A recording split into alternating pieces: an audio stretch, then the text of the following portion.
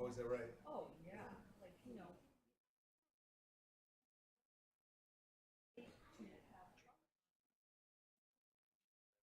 Well, you know. Right. Right. Oh, good, thank you. Yeah, she didn't want it Yeah, at all. see, like, my hands are down. Yeah, it's like really honestly, Right. she had to go over that. It was crazy. What are we doing on YouTube? They just, you know how they were live streaming up? Oh, it That's goes all. on YouTube. Yeah, Oh, I get it. they just live stream. Yeah, yeah.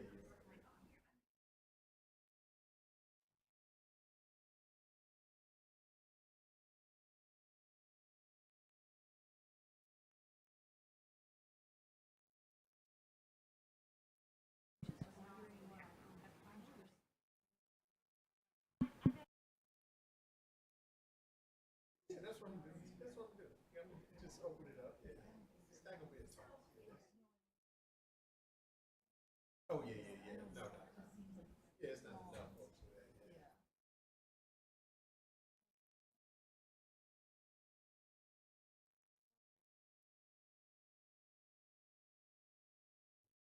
Yeah, I said,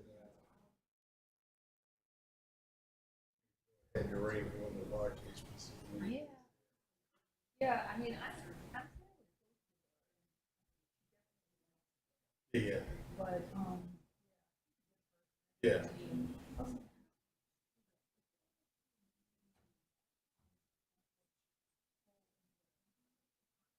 Here? yeah. Oh, yeah, yeah. It's pretty much that whole Yeah, person. it's not You might do it like some of the grad programs, might do some hybrid, but for the Yeah. most part, it's in person. Yeah.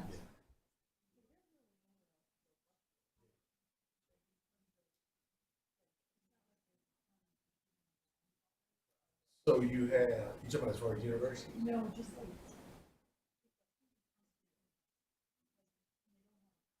Oh, yeah. sort of, Oh, yeah. here, Yeah, right? yeah, yeah. Because you got, so BYU is about 30 minutes south of here.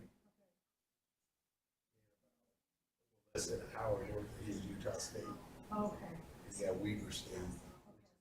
Local. But Oh, it is, first. oh, Provo, that's where BYU, it's like 30 minutes. Oh, I wasn't sure. Yeah, 35 minutes, yeah. That's where BYU is. Oh, okay. Yeah. And it's in a beautiful setting like this too. Okay. We have a train that takes you Oh, right down that's there good, to okay. the, Yeah.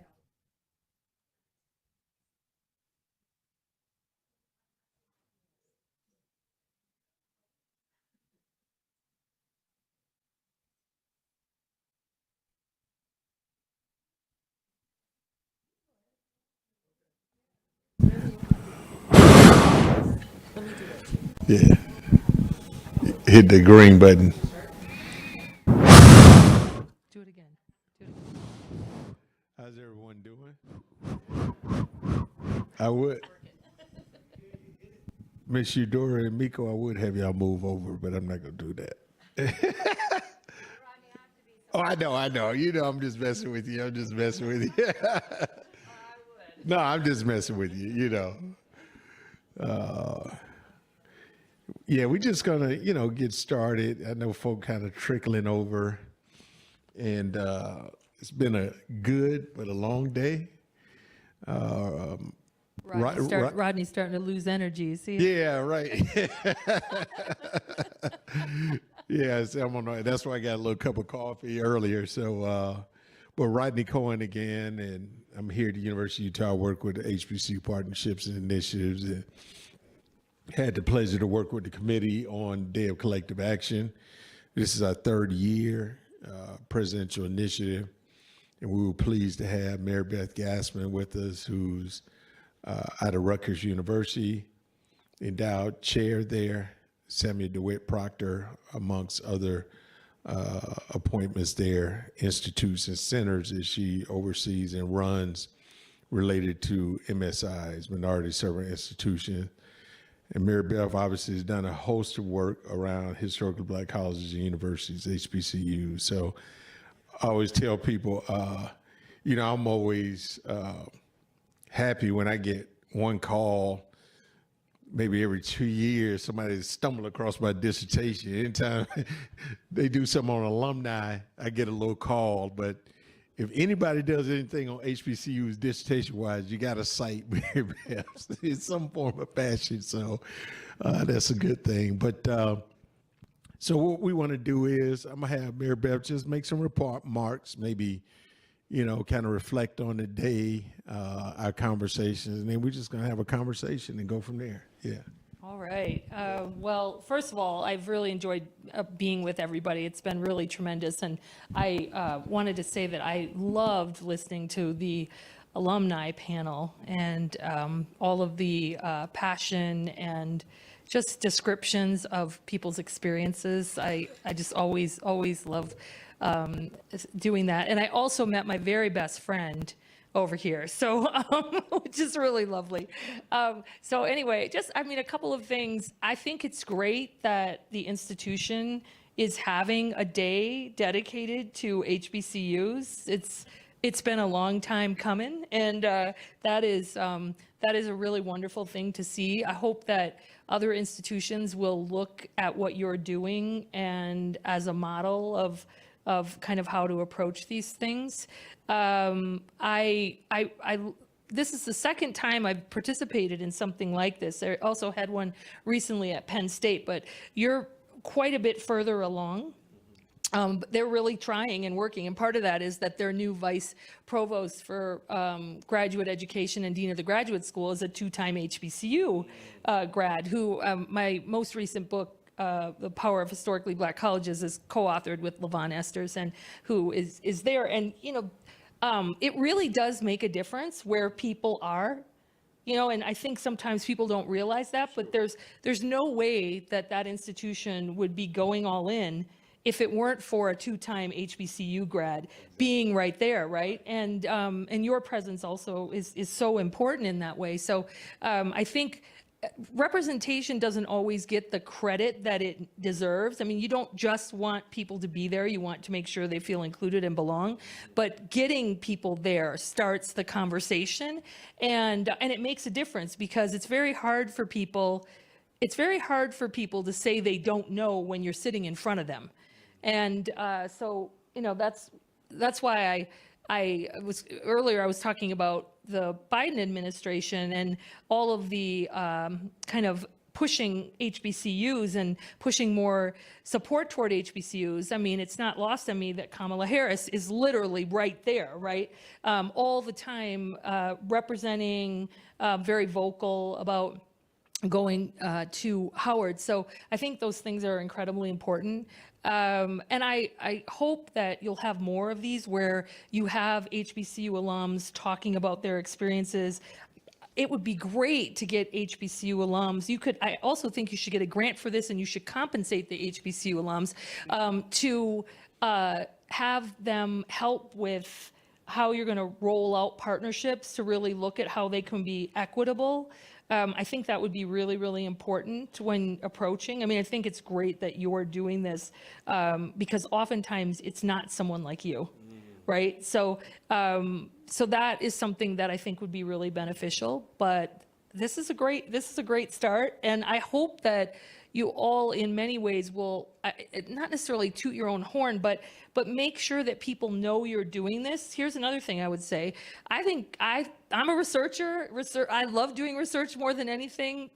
People are always calling me and like, do you want to be a dean? Do you want to be a provost? Do you want to be this? And I always tell people, I absolutely fundamentally don't want to be any of those things, because I love doing research, and I am associate dean for research, but I'm only in that role because my amazing dean, Wanda Blanchette, asked me to do it for a temporary amount of time, and I told her I would do it. But that is it. I do not want to do that, and I'm bringing that up because you should be doing some research on this as you're going along.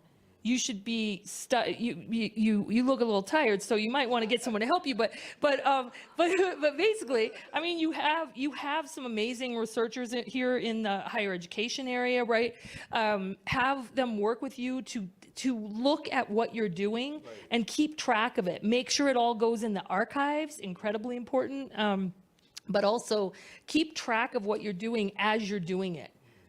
Too many institutions don't do that. They don't learn from what they're doing. And I personally think that's a good way to go about these things. So anyway, I've had a great time here today. I'm happy to answer any of your HBCU questions that you Yeah. have. So let me ask you this, Marybeth, and we've talked, known each other, and I know a lot of your background. But I think one question I never asked you: how did you get into having an interest in studying and researching HBCUs? So this is a question that I've been answering since I was 24. Okay, so I am. Yes, right. I am 56. Okay, I'm 56, and I am 56 and proud. I am happier at this point in my life than I have ever been in my entire life, and I am happy to be 56. I want you all to know that when you're 56, you often have enough money to do the things you always wanted to do. Okay, so it is a little bit better than when you're 24 and can't afford anything at all. So, one of the I don't mind answering this, and when I was first starting, I actually wrote a number of essays about this because I was trying to think through why this was of interest to me, how my own background had to do with why I felt some kind of connection. Because it didn't really make any sense. So, I mean, it's a long time now, right? What is that, 26 years or something? No, it's way more than that. I don't even remember. But my math skills are not good. I'm a historian. No, they're actually good, but not today. So I'll tell you why. The main reason is, keep in mind, I had an undergraduate degree in political science. I got a master's in higher education, and then I went to get a PhD in higher education. When I entered, I really thought I would end up being like a vice president of student affairs. Right. And the main reason is I didn't know anything else. Right. My parents are not educated in any way, shape, or form. I don't have anyone in my family, anyone who, had any college experience. So I didn't, I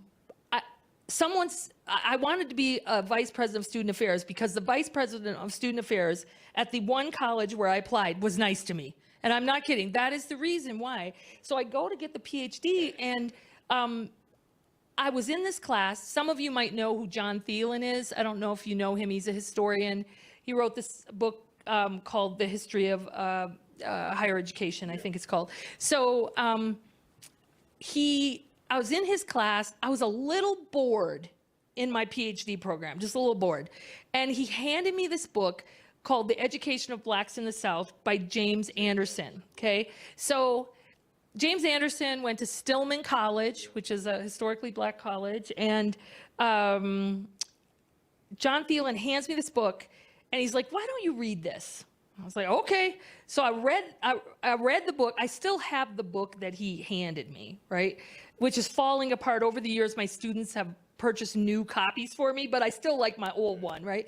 So I read that book, and it blew my mind. And here's why. Because here I was all the way up into a PhD program. And I was at Indiana University, which when I was there was the top higher ed program in the country. Now, just keep that in mind, right? I read that book and I thought, okay, why don't I know all this already? Number one, it was all about the evolution of historically black colleges, the evolution of black education, the control of philanthropic organizations, the missionary philanthropies, all these people who the federal government had their fingers in the start of black colleges. But more than that, here's what blew my mind.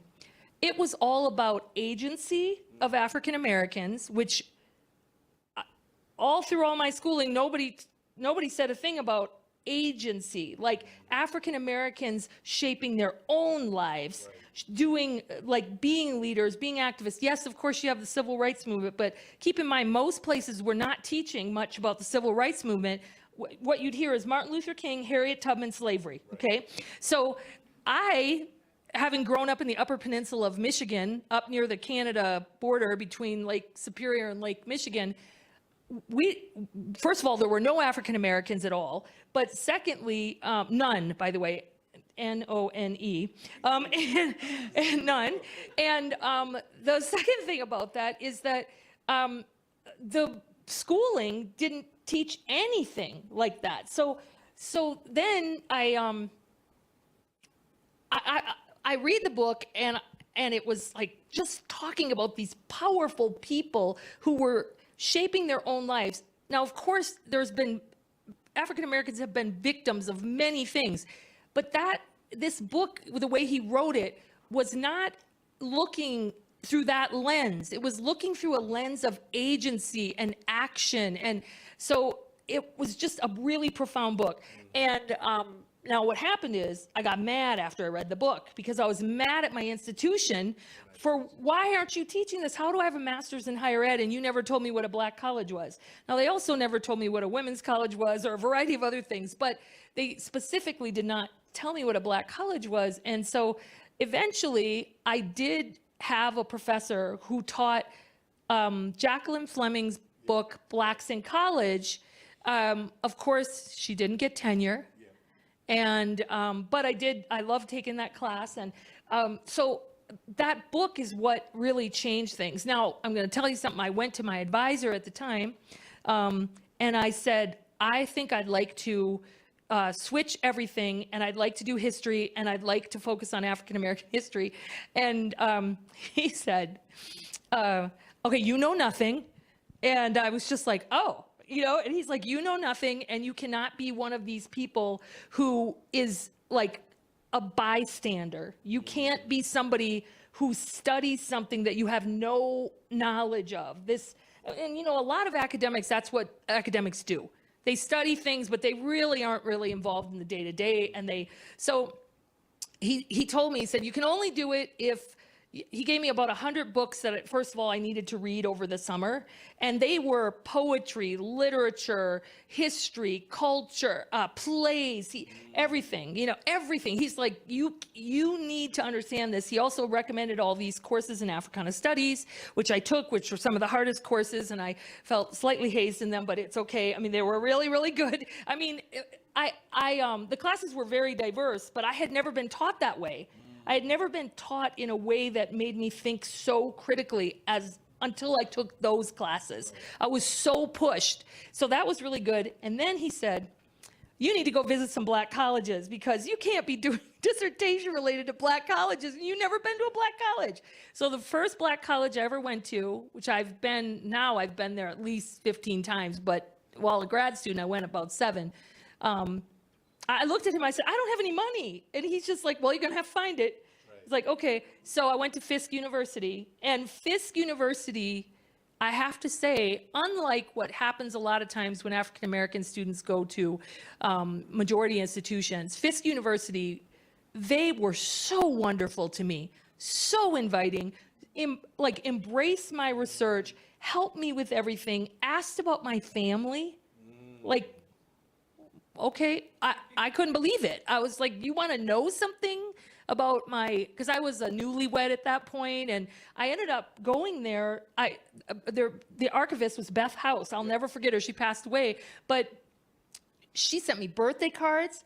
When I was a young mother, she sent me a card. I mean, nobody from my college did anything like this. And this institution where I went and did all of my archival research for my dissertation, I felt so embraced. I was just back at Fisk about 2 months ago, because now this is a funny little anecdote. There's a man there who is the dean of the graduate school named Brian Kent Wallace. He's a physics professor. And you know Kent? Okay, Kent, don't laugh. Kent is the first African American I ever met in my whole life, okay? You got to keep in mind where I grew up, right? So he ends up being a faculty member at an HBCU. And so I went back recently to go visit him. And so he took me all around campus, and I was giving him a tour. I was like, okay, so over here. And he's like, how do you know this? I said, you don't understand. I spent so much time in this library and these archives. I was telling him all about the portraits on the walls. And he's like, I don't know this stuff. I said, well, part of it is I'm a historian. And all these people were on this campus when I was a young girl coming here, and they took me on this tour and showed me everything. And I wrote everything down in a journal, and I took photos. I still have the old photos, those really bad photos. And so, Fisk is, I'm so sorry, everybody, but Fisk is my very favorite HBCU. It is like my heart. And so that's how, it caught on. And if you're going to do research, you've got to feel passionate about it. You've got to love what you do. Otherwise, it goes away. Sure. And so that's how it started. I just felt, it felt right for me, and I felt very embraced whenever I would go places. It felt very warm. That's how I would describe that it. James Anderson book, of course, I use that a lot with my dissertation. So and good. So good. It won so many awards. Oh, too. yeah. It's so good. So I just wanted to follow up on what you mentioned, because to your point, Fisk is one of my favorite as well. I did a summer there once and fell in love with it and the history, and then subsequently, did a book on Fisk. But could you talk about how HBCUs, in many regards, unlike PWIs, their campus is like a living history. Like you could feel it. So like last night I was on, before I came to get you from the airport, I was on a panel Zoom down in Morehouse where I'm on this 1906 commission on the 1906 race riot in Atlanta. And part of what I was talking about is how the campuses there, old Clark University in South Atlanta on the Hill, school on the Hill, Old Morehouse, Atlanta Baptist College at the time, those were safe havens for that race riot. And as you're walking through these campuses like Fisk and Tuskegee, and I can go on and on of how their living history is, as Brother Jarrell said, the living history is Shaw, as an example. Oh, yeah. And real quickly, a lot of people don't know Shaw had a medical school at one time. Yep. Yes. Yep. But can you talk about the the Flexner living report wiped it the out. Flexner report? And you beat me to the point, because Yeah. I'm gonna get to Flexner and Reisman and Jenks in a minute, but I don't want to jump the gun yet. But talk about how they're also living histories when you walk on these campuses. Yeah, I mean, of course, most college campuses are going to have some kind of history, right? But I think one of the big things is that Black colleges, for most of the communities that they have been like sort of the curators of keeping the history. So all of these things end up on their campuses. That doesn't necessarily happen at a lot of institutions, right? It's sort of all over the place. But you have to think about Black colleges as being places where people brought their children I mentioned earlier, for daycare, where people went to learn how to register to vote, where people learned how to be activists, where all of these things were happening. I mean, people went there for food, for just everything and anything, legal training, because a lot of people needed that, right? So they become these places that are places that hold art. They hold, I mean, a lot of Black college campuses have the most gorgeous sculptures. They have the most gorgeous murals, paintings, and all of these are by famous African-American artists and others, by the way, too. They have all kinds of other people's work as well, because many Black college presidents were collectors of art. We don't give people credit for that, but they were collectors of art. They were collectors of sculpture. They had beautiful murals made all over their campuses. There are so many examples of this. I'm glad that the Smithsonian is now, they're working on a new project about that, which is great. But I think that that makes a big difference. Here's another thing. You walk the halls of a Black college and you see a really interesting thing. By and large, unless you're at an African Methodist Episcopal Church school, you're going to see a whole bunch of white men on the walls, and then all of a sudden it'll switch in the 1940s, unless you're at like Tuskegee, right, to Black men. Then eventually, I mean, it takes a long time, except for Mary McLeod Bethune, but you and Willa Player at Bennett. But basically, you see white men, then you see Black men, and then you start to see Black women. It takes a while. I mean, of course, at Spelman, you see white women, and then you see a Black man, and then you see Black women. Yeah. So that is a really interesting commentary on gender, on race, on who's trusted with leadership, right? All of those things are historically really, really interesting. And a lot of people don't realize that the first presidents of black colleges, most of them were white men. And part of that was because the black colleges were being funded by white philanthropists who didn't trust black people. They didn't trust them.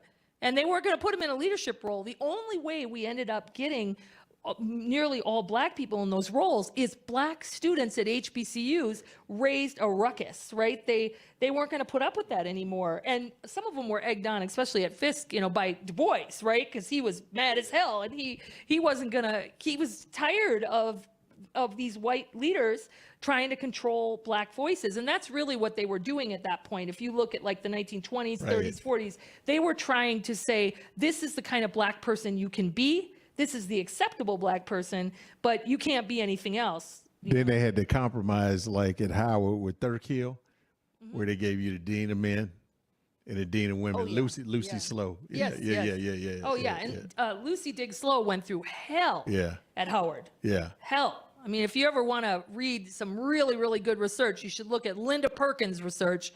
She's an African-American historian at Claremont Graduate School. She's absolutely a phenomenal researcher and has done so much work on black women. And excellent work. Another person who's done a lot too is Crystal Sanders, who's a historian at Emory. Yeah. Fantastic young scholar. She used to be over Africana studies at Penn State. Yeah. Now she's at Emory. And they both have done amazing work in that area. So you talked about, obviously, the agency and all of that. And like John Henry Clark said, a great historian, history is a current event. So the things that we see going on now, without going too deep into it, but the retrenchment that's going on and all of that. Talk about the political and intellectual attack on HBCUs, i.e. Flexner Report, Reisman and Jinks, et cetera, et cetera. So over the course of time, there have been a number of attacks related to the academic integrity and academic excellence at HBCUs. It's happened in a variety of ways. It happened with what's called the Flexner Report, which was by Abraham Flexner. He was funded to do this research to look at medical schools all across the country, not just HBCU medical schools. But so he does this report, and he basically says that all the HBCU, I'm going to paraphrase, all the HBCU medical schools are trash. I mean, he goes through and just says, a few years ago, I wrote a book about the history of HBCU medical schools with Louis Sullivan, who is he's a doctor and former president of the Morehouse School of Medicine, and also the former U.S. Secretary of Health and Human Services. He's a tremendous person. If you can, just Google him and listen to him. He is lucid and amazing in terms of what he has in him and what he's lived through. And so what happens is a few of them survive, right? A few of these black medical schools survive. Just barely initially, but the rest of them are wiped out, mainly because you got to remember that there are people outside of the academy with a lot of money and influence determining, who gets to keep going. It still happens today, but it was really happening then. And there were so many, if you read this report, it's deeply insulting toward, you can get it, it's online, you can find it in a minute. It's deeply insulting toward HBCUs. Now, keep in mind, there were all kinds of medical schools out there that were not doing very much. They were not very good, right? Yeah, and you also have to remember that to be a doctor at the early 1900s is a completely different thing. It wasn't professionalized. But more apprenticeship. But that played a big part in just wiping those out. Now, right now it's interesting because there are some schools that are thinking about, like, I think Morgan State is thinking about this, and more than thinking about having a medical school. It is a huge undertaking because it costs a lot of money to do it, but I would like to see it, because if you if you didn't have the black college medical schools, you would have so many fewer doctors. If you didn't have HBCUs, it just would drop down because they're also producing the undergrads who go to medical school. Well, to your point, Tuskegee School of Veterinary Medicine has produced 70% of black vets. Absolutely. Absolutely. And so that tells you how bad the other schools are, first of all. You realize, right, that they're just really not doing very much. And it also tells you how profoundly influential these institutions are. Even probably as detrimental or more, our friends who called HBCUs or black colleges at that time, because like you, I always tell my students when I've taught history to use the term. Well, I use black in colleges the term, if I'm writing about right? Because they, I told people it started off as African institutes. Right. Then we went to colored schools. Then we went to, we went to Negro colleges, black colleges, and then HBCUs. Right. So talk about how our friends call black colleges academic disaster areas. Yeah. So I don't know how many of you know of Christopher Jenks and David Reisman. There were two, I think Christopher Jenks is still alive. I know David Reisman passed away, but they were two very, very influential, very public. They were in like Time, Newsweek, all the things of the day that were very popular, public sociologists. They were both at Harvard at one point, and then David Reisman moved over to Chicago, I think. But I ended up interviewing Christopher Jenks. David Reisman was deceased, but I called him up and asked if I could talk to him when I was an assistant professor. I was scared out of my mind, but I had my questions. So what they did is they wrote this book, and they also published an article out of it. And it was basically, they termed HBCUs academic disaster areas. Now, when I talked to Christopher Jenks, he was just like, this is how he said it. I said, how could you say that when you really didn't do any deep research? And his response was, well, back then it was sort of like slow journalism. And I was just like, slow journalism that had an enormous negative impact on HBCUs.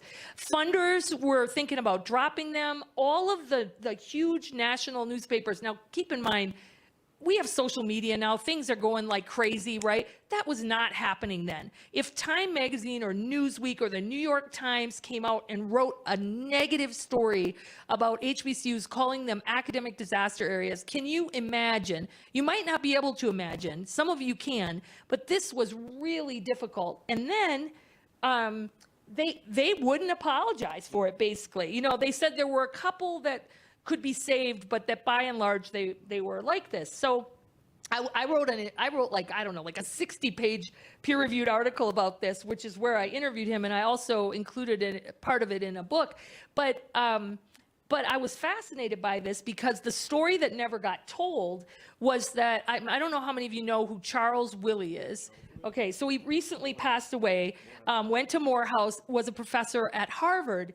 He went on the attack after these two. Now, keep in mind, his colleague at Harvard is one of the authors and wrote this, and they're on the faculty together. Yeah. And he knows he went to an HBCU, okay? He knows it. I mean, that's some guts, okay? So what happens is Charles Willie, and a lot of people didn't realize this, he wrote this amazing edited book and had this conference where he brought all the presidents together from HBCUs and all of these really profound researchers, including some white researchers who were advocates for HBCUs. This is a long time ago, and he did a counter to this, and he got national attention. He went after them. I mean, he did a beat down.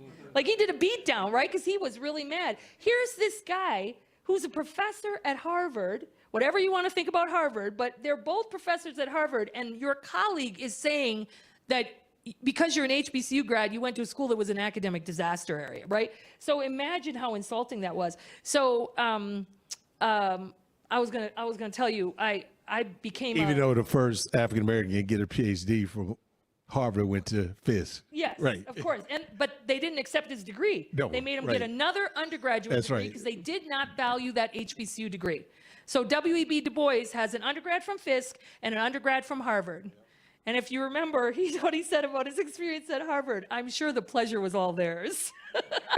and he also said that Harvard didn't have any better professors than Fisk. They were only better known. Yeah. So that, it's what's interesting about that whole Jenks and Reisman thing is if you bring that up to anybody who teaches or leads an HBCU, they will know what it is in a second because it did so much damage and it continues to do damage.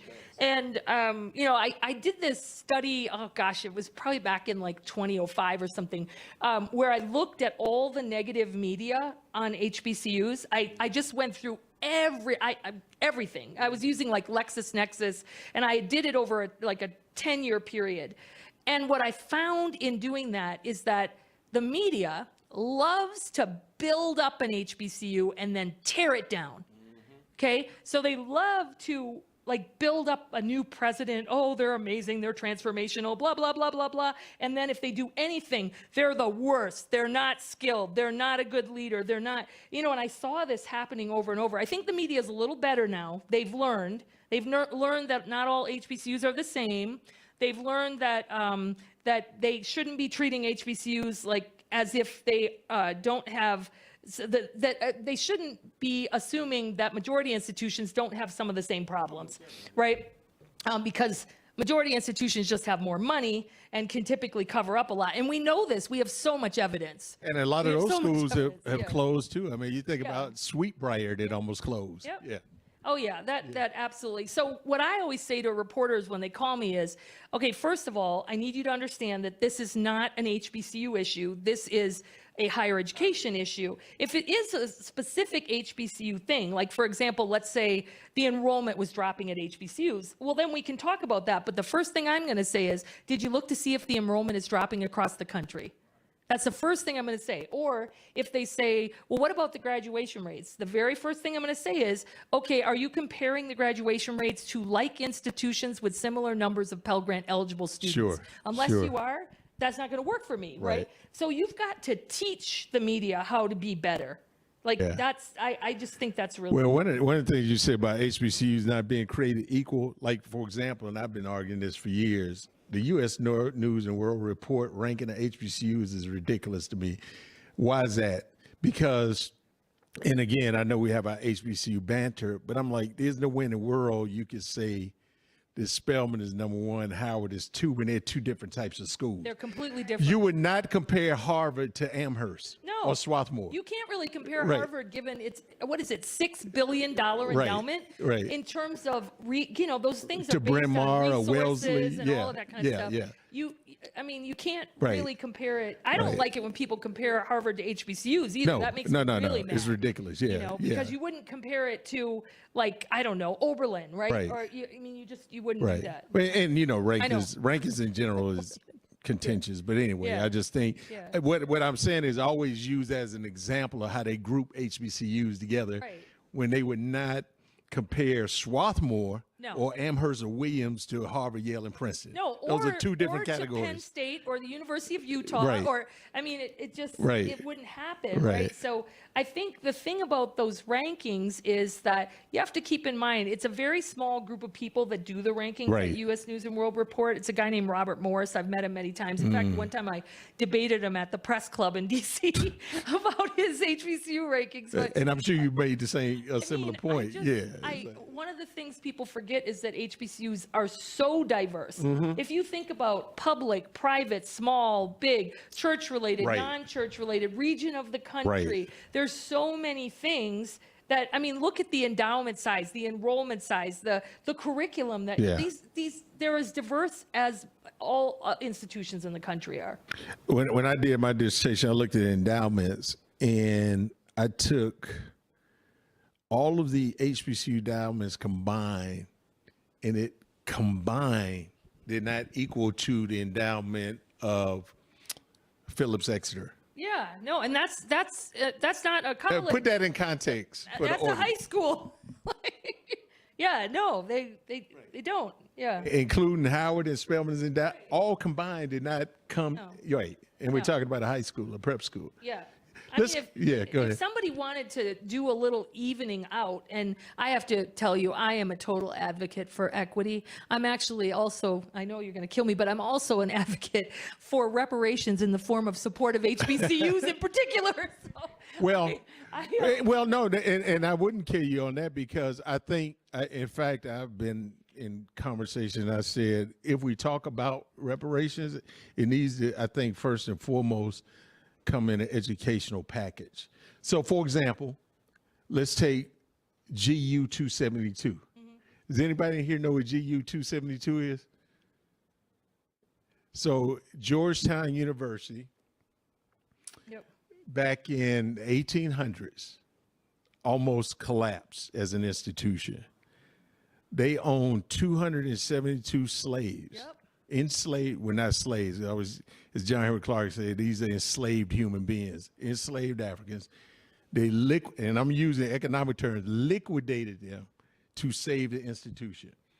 Started off as a group of historians and graduate students and students just doing research, came up with this.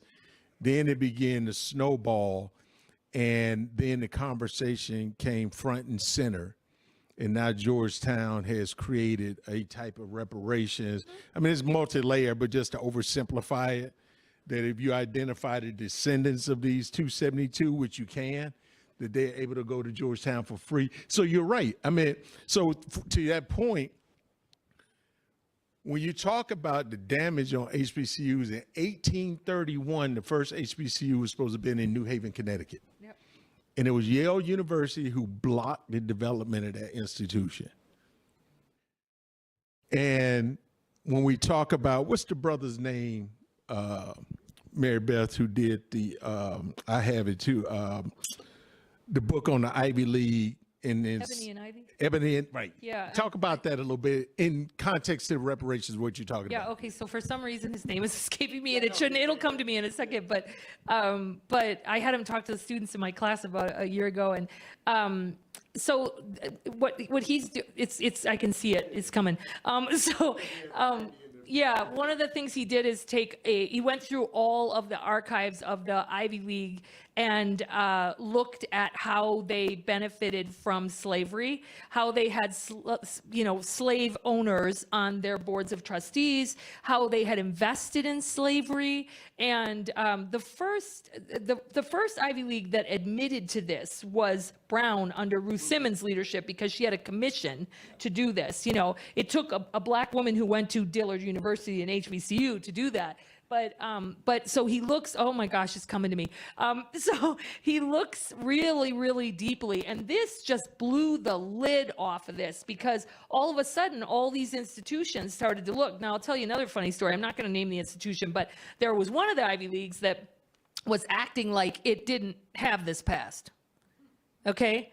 And some students in the law school decided they were going to dig for a class project, and they found all the past. Okay, so then that institution had to do a mea culpa, and oh my God, it's going to drive me nuts. I feel like it's Greg, but I'll get there in a minute. Okay, so had to do like a mea culpa and say, okay, we were wrong, right? So if you look down the 13 original colonies, you will see that most of the institutions, even though they're not in the South, like the Northeast part, they are still benefiting, right? Yeah, the colonial colleges, they're still benefiting from slavery. And so that was a really, really big deal when that book came out. And I'm so glad that he did that. Wilder. Yes, thank you. What's the first name though, Greg? Craig. Okay, Craig Wilder, who, by the way, if you ever want him to come and speak he's at MIT. He's tremendous to talk to students in class. Absolutely tremendous. Just a really, really dynamic individual. And his research is top notch. Like, he did not miss a beat because he knew they were going to come for him. Right? So he doesn't miss a beat. It is so good. I mean, as a historian, I have to admit, like, I'm a total fangirl of his. So he's really, really good. I've had him talk to students a couple of times, and he's really tremendous.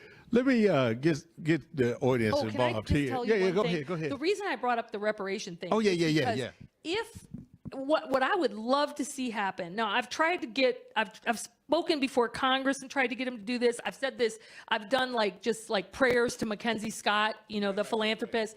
All kinds of things. But I would love to see someone with a lot of money, Mackenzie Scott, if you're listening, just build out every HBCU endowment so that it is at a level that allows HBCUs to thrive the way that they should. And yes, and breathe. And then I'd love for someone else to come along and build out the sponsored programs, which is where the grants are, housed, and the fundraising infrastructure so that HBCUs would not be behind the 8 ball when it comes to securing money, because that's what happens. Majority institutions, typically, not all, but a lot of majority institutions have these huge infrastructures that are, there's no competition. They're able to go and get tons and tons of money because they have the infrastructure to do it. Whereas even a place like Howard or Spelman, it doesn't have the same infrastructure. It just doesn't, No, you're right. And so let's have the audience kind of get engaged. Yes, it's you, Dora.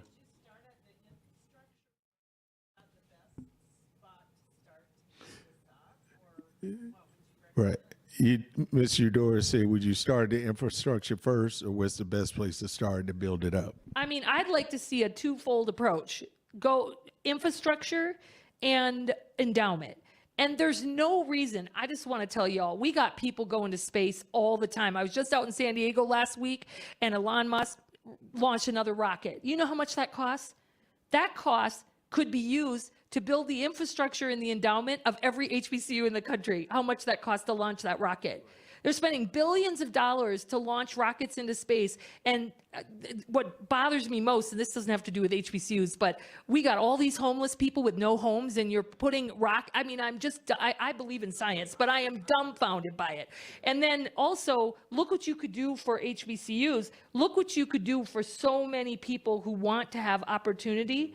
And it's not like, these are people who want opportunity. It's not like they're saying, I don't want it, right? So I think we have the money to do it. So I'd love for someone, and again, I'm saying this if Mackenzie Scott is listening, because I think she's got it in her heart to do it. I'd love to see somebody do those two things. Well, real quickly, you talked about the satellite initiatives going on in California.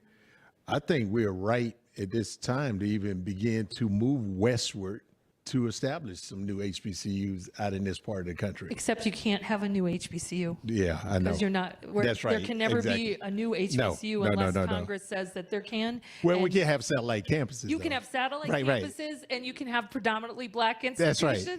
But yeah. Right. Yeah. That's the thing. We can only lose HBCUs. Yeah. Which is great. But satellites are great. Anybody else? Question? Simone, you got a question? I saw you look up. They always tell you in class, never look at the teacher if you don't want them to call. Yeah. So let me just say this. Today, I want to say some of the schools that have been represented. So don't cut my head off if I forget one. But right here in the audience, we obviously have Shaw University in Raleigh, North Carolina. We have Morgan State. Yes, Earl Graves. Yes, Brother Jarrell. We were talking about what's the brother's name? The lawyer from Shaw, Willie Gary. Yeah. That's what I was talking about. Yeah. Tell them quickly. In a nutshell, tell them the Willie Gary story, and again, when we talk about the importance of HBCUs and what Shaw did for Willie Gary and what he became.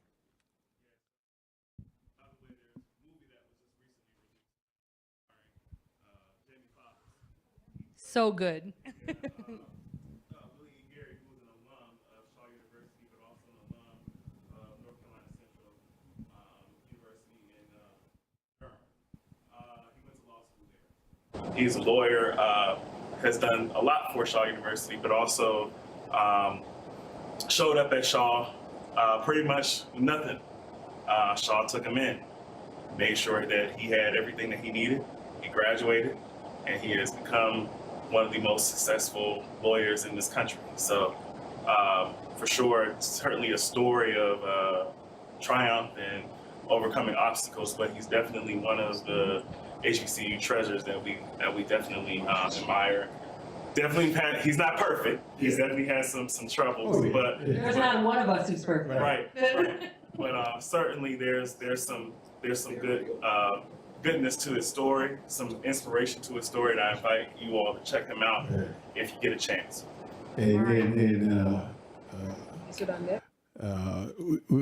Morgan State with Earl Graves. I just want to identify some prominent who Earl Graves is who started Black Enterprise magazine.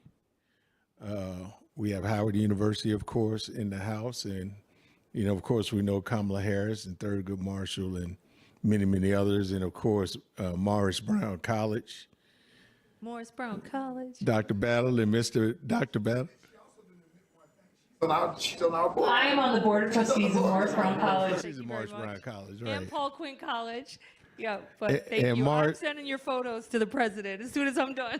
Morris Brown College was the only HBCU in Atlanta and in the state that was started and owned and operated by African Americans, which were a slew of the AME institutions, which stands for African American Methodist Episcopal. So that's another thing too, is that a lot of these schools have different foundings. Some founded by the state, others by religious organizations, others by Northern philanthropists, white philanthropists who helped start some of these schools. So. Can I make a comment about Yeah, the of state course, thing? of course. One of the things that people, I think is really interesting right now is the reason why, of course, some black colleges were founded by the state is because in the Morrill Act money, the money that came from the sale of lands that didn't belong to the government. But in the Morrill Acts, the states were told, you're going to have to educate African Americans as well. And the southern states said, oh, okay, well, we're not letting them go to school at at the historically white institutions. So we're going to have to create these black colleges. And they definitely did not create equal black colleges. They didn't have equal resources.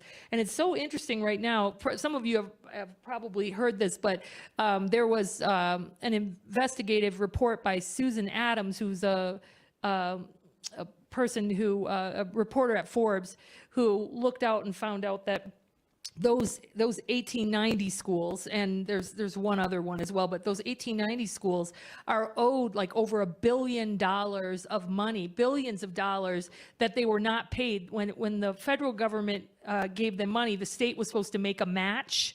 And it didn't make the match. And so you see Tennessee State sued and got the money. There are other schools right now suing to try to get the money. And, she interviewed me for that article. Jackson State, so the Mississippi, yeah. She interviewed me, and it was interesting. She said, Marybeth, how could people do this in broad daylight? And I said, oh, people are racist in broad daylight all the time. And it was so interesting that she asked me that. I said, what? And she said, she meant it in a very sincere way. Right. She said, how could this happen in front of everyone? And I just said, Susan, these laws that were enforcing systemic racism were happening in front of everyone. They're still happening right in front of us, right? They're happening in front of us. So I always point that out to people. Now, another thing is I am worried about public HBCUs Yes. because of the attack on Yes. DEI. Yes. I think that you're going to see people trying to attack public HBCUs. I don't know how they're going to try to do it, but I don't put it past anyone to try that. And I'm worried about what's going to happen with the DEI-related work in public HBCUs in Texas, in Florida, right, Alabama, all of these states where this is happening. Right. I am deeply concerned about how that's going to play out.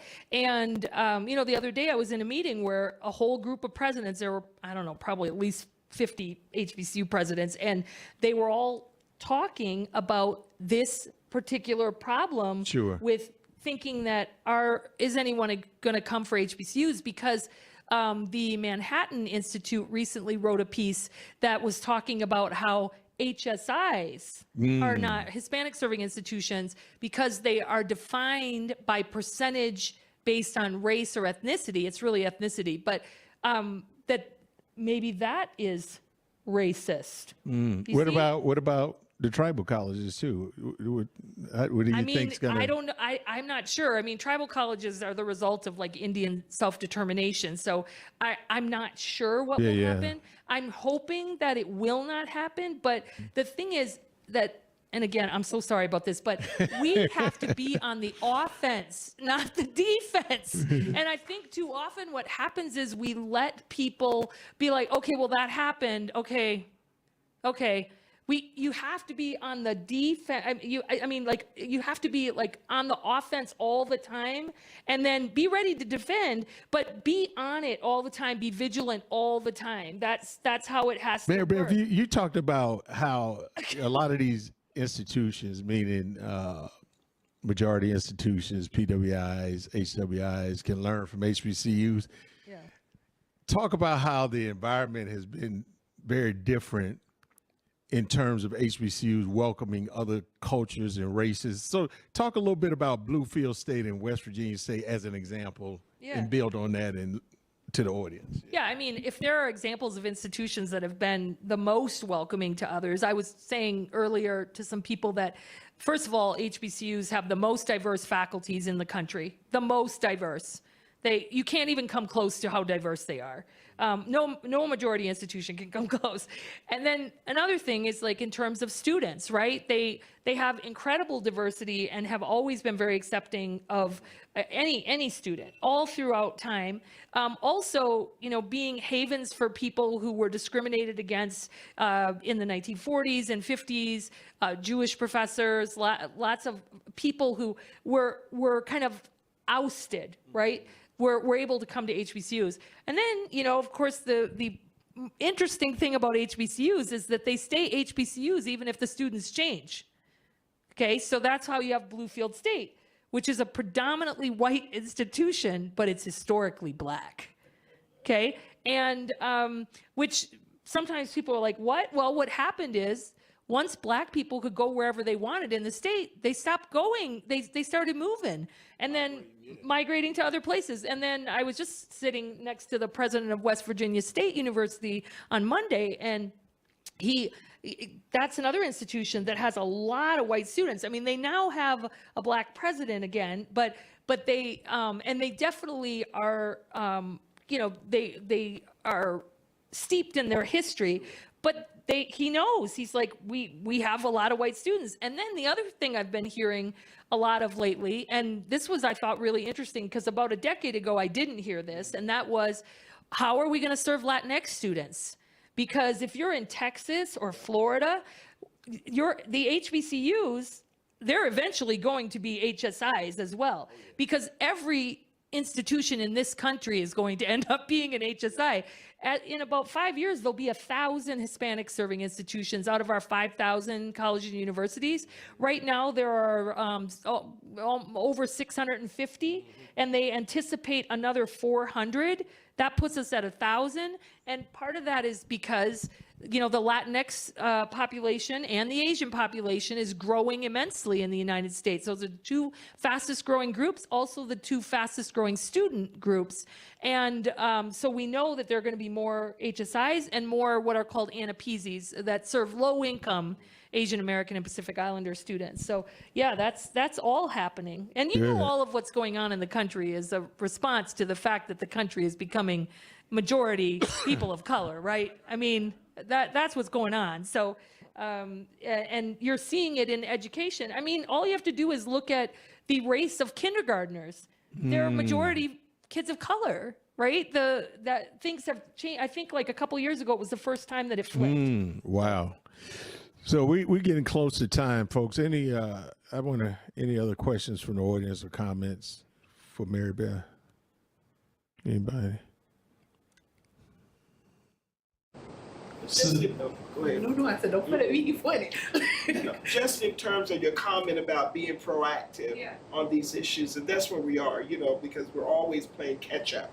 Where we stopped and believed that people were going to do the right thing, and they haven't. We've been under that same attack. And so, given this happening even in our Utah institutions, where do we start to make sure that we push back? Because silence means everything's okay. Right. We agree, and we don't agree. Right, so there are a whole bunch of things that people can do, just average folks can do, okay? So one is vote. You should vote. And you should get everybody to vote. I mean, you can't tell people who to vote for, but just get them to vote. This is so, so important. I'm on the board of an organization called Civic Influencers, which works all over the country to get young people to vote. We don't tell people who to vote for. I'm not in that business, but I am in the business of getting people to vote. Okay, so that's one. The second thing you can do is, and I know some of you don't want to do this, okay, but I'm asking you to do it. And if you happen to be a white person, I'm asking you 4 or 5 times to do it. You got to talk to people who you disagree with, and you've got to. Don't tell them what to think. Teach them how to think critically, okay? Because when you tell people what to think, they're not listening. They're not listening. Talk to them about your own personal experiences. Talk to them, if you need to, about, it could be something painful. It could be something joyous. If you want to make change, the way to make change is person to person many times. And I've had to do this with some members of my own family. Right? I saw somebody post something on social media one day. I picked up the phone and I said, I don't know. It was something about they didn't believe that white privilege exists. Okay. Now I know I'm tiptoeing here, but okay. So I called up the person and I said, I saw what you posted on social media. Could we have a conversation about it? And they said, okay. And then I didn't yell at them and I didn't call them names. I was upset, but what I said was, let's talk a little bit about that because we grew up in the same family. Okay, so let's talk about that a bit. We had a long conversation. I think I was able to get some change, maybe not completely. I did the same thing once where one of my siblings was disparaging President Obama at the time, okay? And I don't care if you disagree with President Obama's policies, but the disparaging, the way that was coming out, I didn't think was appropriate. So I started just doing it like this. I've noticed that you benefited from the Affordable Care Act, right? I said Obamacare, and she said, no, I don't get that. And I said, well, you have the Affordable Care Act? Yes, I do. Well, that's Obamacare. So it's just in a different title, right? And so I talked about, okay, here's all the ways you've been benefiting, and you're disparaging someone, but you're benefiting from the policies. So just had a discussion. So I know it's really hard sometimes to talk to people. I talk to people on airplanes when they, like, a lot of people on airplanes will say like really racist stuff to you, especially if, you sit down to them as a white person, they'll say racist stuff, like right in front of you.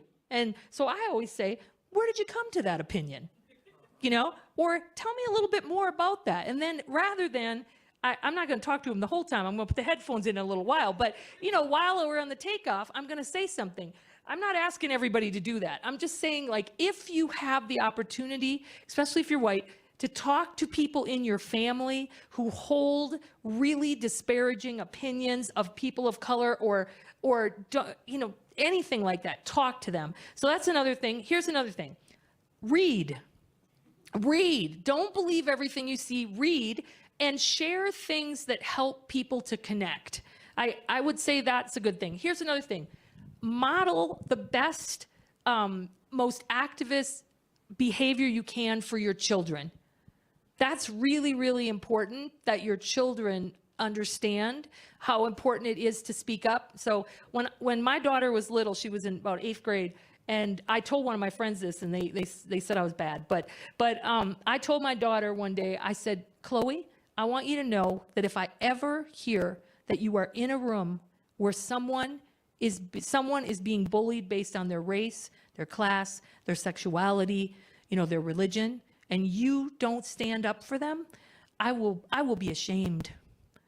And one of my friends was like, how could you say that to a 13-year-old? And I said that to her because I never want her to be quiet in the midst of that. And to this day, she will speak up. She will just speak up. And so I think I had an expectation for her that she would speak up. Have expectations for kids that they speak up. I think that's incredibly important. So there are like little things that we can do. Here's another thing you can do. If you know how to write for public consumption. Write in a way that doesn't hit people over the head, but instead challenges people to think about themselves, their actions, to reflect. Hitting people over the head doesn't work. They run the other way. And I mean, sometimes good to be mad, it's good to be mad, but it's more effective to challenge people to think about their own actions. And I love when I read something and it makes me go, do I have it wrong? Like, I got it wrong. I need to rethink this. That's a good feeling that you're seeing growth. So those are some of the things I would say. There are many, many others. And then my last thing I would say is look to HBCUs for an example. I mean, if you look at Willa Player, the first African-American woman to be president of Bennett College, right? Women's college, started out co-ed, but became a women's college. Take a look at her. She weighed 98 pounds, okay? She invited Martin Luther King to be a speaker on her campus, and the whole area was trying to tell her to cancel it. She said, I'm not going to cancel that. We're a liberal arts institution, and he's here to talk to our liberal arts focused students, and I'm going to have him here. She did not back down. When her students were thrown in jail for trying to segregate some things in North Carolina, she went to jail with them. She went to jail with them, okay? I mean, this is a brave, brave woman. There are so many amazing examples within the HBCU community to look at as people to be inspirations. I mean, that's who I look at, my inspiration. So whenever I think about I can't do something, I think about Willa Player weighing 98 pounds and going to jail for her students, right? How could I complain? So. Well, great. Let's give Marybeth Gasman another hand, please. Thank you, everybody.